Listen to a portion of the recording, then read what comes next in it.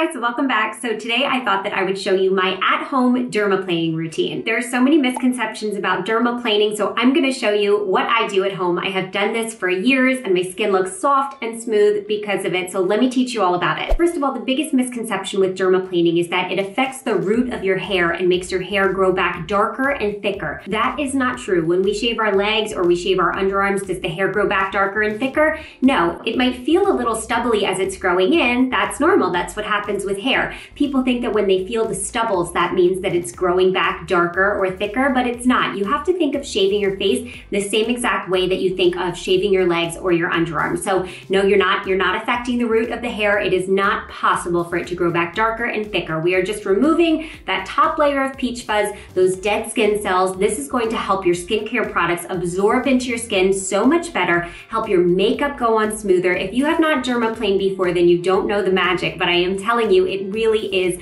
magic. A lot of brides-to-be ask me what is the one thing that they can do before their wedding that will make a huge difference on a budget, and I always say, Dermaplane. So first we gotta pick our razor. My absolute favorite are these Schick razors. They come in a pack of 3. They're called the Schick Multi-Purpose Facial Razor. Pack of 3 for $5, I think. I really love these. A lot of people tell me, oh, I tried dermaplaning, I cut myself, I started bleeding. If that happens to you, you're pressing too hard. It is not the fault of this razor, I'm telling you. You're pressing too hard. You are barely touching the surface of the skin, barely. You're just grazing it when you dermaplane. Now, some people dermaplane dry. I have better results when I dermaplane with a serum. So I usually pick some form of a hyaluronic acid serum when I dermaplane. This is the one I have today to use, the Osea C serum. I love it, great for dermaplaning. There's another razor I have that I really like. This is the Skinny Confidential dermaplaner. I actually need to change the razor on this, so we're gonna do that together. Pop it out. It comes with 2 fresh ones. And there we go, easy, new razor. So for dermaplaning, you wanna start with clean skin, so I'm going to wash my face right now.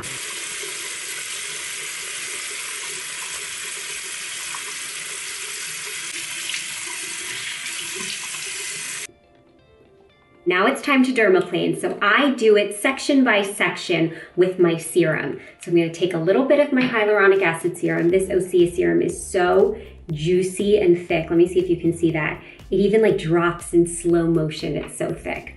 So I like to start on the cheek area, kind of around the jaw.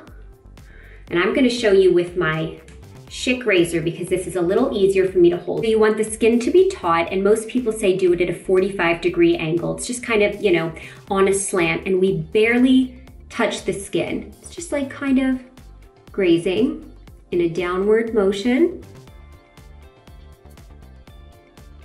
Make sure the skin is as taut as you can get it.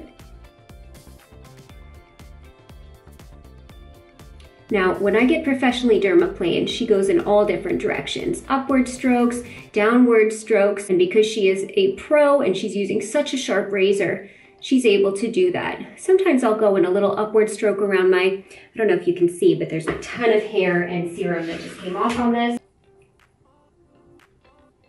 Very gentle and barely touching, nothing that's gonna cause any sort of irritation to my skin.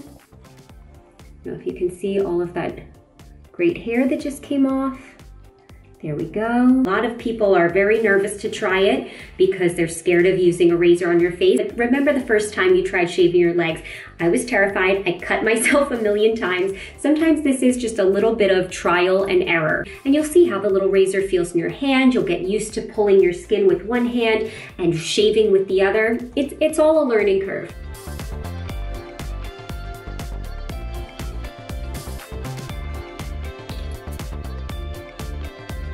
I'm at a point where I don't always have to look either. I can kind of feel what I'm doing.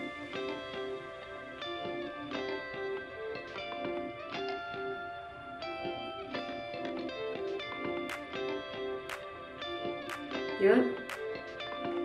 And also, if you've never done a professional dermaplaning session, I highly recommend doing it at least once. In New York City, I go to a place called the Acne Clinic. It's $100. I don't go often, but it is so worth it. The tools that they can use, their razors are so much sharper. They can go in any direction. They get every single piece of hair off of your face. It's a little harder at home.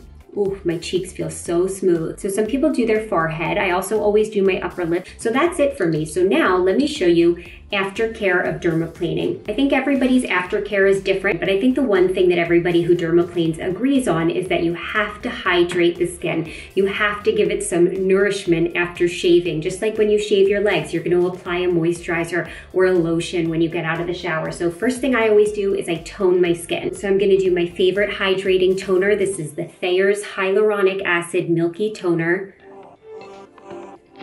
Immediately give my skin some nice hydration after shaving it.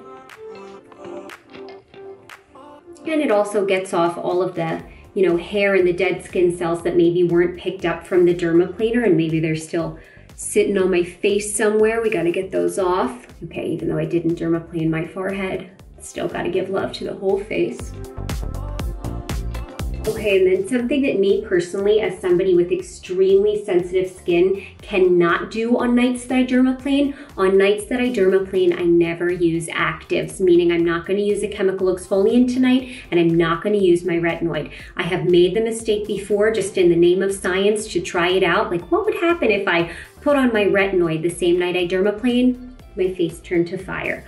Bright red, burning. No actives the night you dermaplane. At least for me, my sensitive skin friends, if you're gonna dermaplane, that's a night where you'll just use moisturizer. So I toned. I'm gonna do a little bit of my eye cream around my eyes, and tonight I am just going to use my Vanicream moisturizer. So hydrating, so thick, so luscious. It is my absolute favorite, and especially on nights when I dermaplane, when my skin just wants to chill out. This is it. Dermaplane, tone my face, a little eye cream, my Vanicream, that's it. Good night. So that's really it for dermaplaning. It is not as hard or intense or scary as you might think. Just like when you start to think of dermaplaning, just like shaving your legs, something will go off in your brain and you're like, oh, okay, that's not that hard. I put a shave gel on my legs, I gently shave, I don't press too hard. It's the same exact principles applied to your face. And then you hydrate your legs after you shower.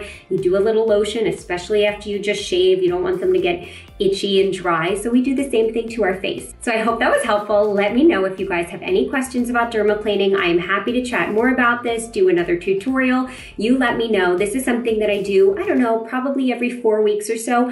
I'm having my makeup done tomorrow by my makeup artist, so this is the perfect time to dermaplane right before I see her. Makeup's gonna go on so smooth, so beautifully. And let me know your questions, and I will see you next time.